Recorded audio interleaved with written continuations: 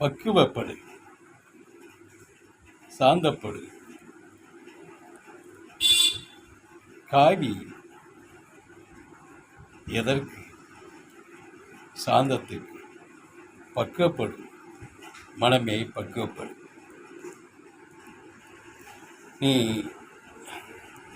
தனது குடும்பத்தில் இருந்து பொறுப்புகளை விட்டு விட்டு வந்து விட்டாய்.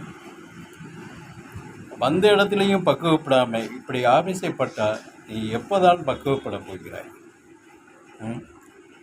ஒரு புனிதமான இடம் திருவண்ணாமலை. அந்த இடத்துல இருந்து ஒருவர் பேசுகிறார். ஒரு கொஞ்சம் வயசு பையன் காவி அணிந்திருக்கிறார். சாமியார் என்று சொல்லிக்கிறார், அடிகளார் இருக்கிறார். அவர் பேசுகிறார், நாங்கள்லாம் எங்களெல்லாம் பட்டதாரி இருக்குது, நாங்கள்லாம் எங்களெல்லாம் படிச்சிருக்காங்க, கோடீஸ்வரர்கள் அதெல்லாம் விட்டு வந்திருக்கார்கள். இங்கே வந்து நாங்கள் எங்களை இருக்கும்போது எங்களுக்குள்ள மரியாதை கிடைக்காட்ட எல்லாத்தையும் நீங்கள் எல்லாரும் செத்து போயிடுவீங்க, யாரும் நல்லா இருக்க மாட்டீங்க அப்படிங்கிறாரு.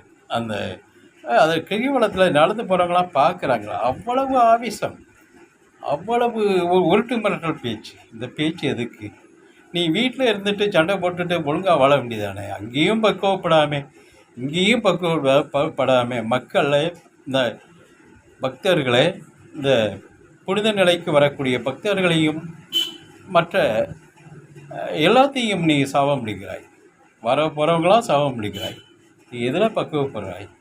எதில் பக்குவப்பட்டு கொண்டு இருக்கிறாய்? செவனையேன்னு கொடுக்குற உணவை சாப்பிட்டு செவனையேன்னு படுத்து நீ அந்த இறைவனை, அந்த திருவண்ணாமலையை பூஜித்து கொண்டே இருக்க வேண்டியதானே? நீ ஏன் இப்படி துடுகிறாய்? எதை அடைய போகிறாய்? என்னத்தை அடைய போகிறாய்? ஒன்றும் இல்லை. நீ பக்குவப்படாமல் எதையும் நீ அடைந்திட முடியாது. 1000 காவி கட்டினான, 1000 ருத்ராட்சத்தை போட்டான, உன் மனது பக்குவப்படாவிட்டால் நீ எதையும் அடைந்திட முடியாது, இறைவனை அடைய முடியாது. நீ ரொம்ப துடிக்கின்றதை அந்த அந்த பதிவு அந்த யூடியூப்பில் போட்டு விட்டுருக்காங்க. அதை பார்த்த உடனே ரொம்ப சங்கடமாக இருக்குது.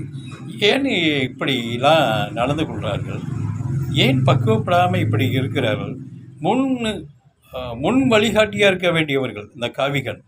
இவர்களை பார்த்து தான் மக்கள் இவர்களைப் போல இருக்கணும்னு பின்தொடருவார்கள்.